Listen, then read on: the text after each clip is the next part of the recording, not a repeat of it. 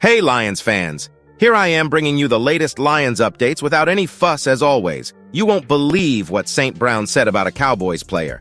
And we're also going to talk about Frank Ragnow, who didn't get the rest he expected, and the reason will surprise you. As the Detroit Lions and Dallas Cowboys prepare for their Week 6 matchup, there's still some tension lingering from last year's controversial game. Lions wide receiver Amon-Ra St. Brown shared details of trash talk from Cowboys cornerback Jourdan Lewis during last season's clash. On the Pivot podcast, St. Brown recalled Lewis saying something out of pocket, which stood out because most players remained quiet. "They asked me who talks the most smack, and it was hard to think of one," St. Brown said. "But Lewis stood out because not many players said much to me last year. I don't usually start things, but he definitely caught my attention." When asked about the incident, Lewis admitted that sometimes he gets caught up in the moment. "Sometimes I just black out and go somewhere else with it," Lewis told the Dallas Morning News. "If I said anything disrespectful, I'll probably say it again." He explained that trash talking is just part of the competitive nature of football. St. Brown, however, doesn't consider himself a typical trash talker and only responds when provoked. "I usually don't get too involved, but if someone says something, it fires me up," he explained. "I love it. It gets me going, but I don't usually say the first word."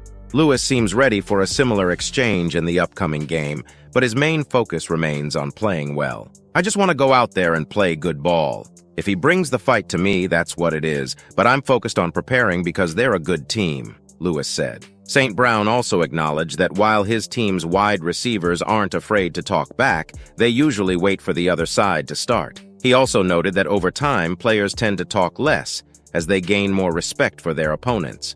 "I feel like younger players talk more, but as you get older, you respect the job we have to do every week," St. Brown said. "It hasn't really changed since my rookie year. The ones who speak first are the ones who get spoken back to. If you don't say anything, nothing's going to be said to you."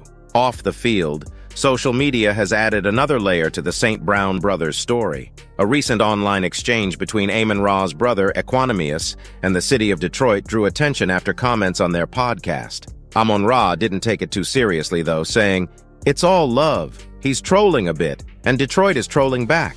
Amon-Ra emphasized his love for the city and its loyalty, appreciating how Detroit always stands up for itself. "I love it. Detroit rides for Detroit always. You come at them, and they'll come at you," he said. As for his brother's social media antics, St. Brown shrugged it off, noting, "I don't know if he's learned his lesson yet, but he's probably still having fun with it. We'll see." So what do you think about this type of provocation between players? Do you think it impacts performance? Comment below. Now, speaking of overcoming, the second news is about someone who faces even more difficult battles, but off the field, and it will impress you.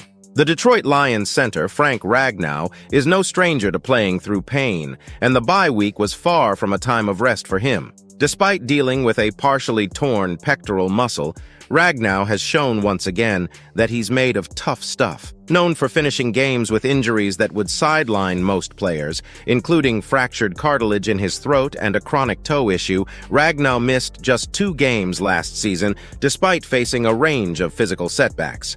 After Week 3 of this season, Ragnow's name was added to the Lions' injury list due to the partially torn pectoral. He was forced to sit out Week 4 against the Seattle Seahawks, much to his frustration. Head coach Dan Campbell shared a story about Ragnow's attempt to convince everyone he was ready to play. During his appearance on 97.1 The Ticket, Campbell recalled, "Right before Seattle, I walked down to talk to our trainer and someone punches me against the wall. At first I didn't pay attention, but then I realized it was Frank trying to show me his pec was strong.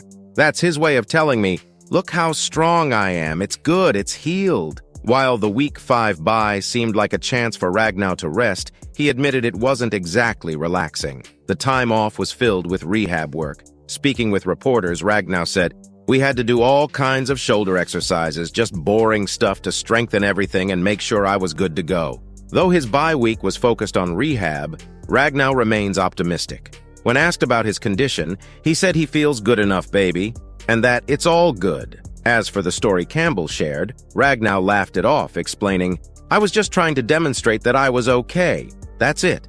Ragnow has been a full participant in practice throughout the week, and all signs point to him missing only the 1 game. Given his history of pushing through injuries, it's no surprise that the Lions' resilient center is ready to get back on the field. It's impossible not to be inspired by Frank Ragnow's determination. Even while battling a muscle injury in his chest, the Lions center has proven once again that he's a rock on the field.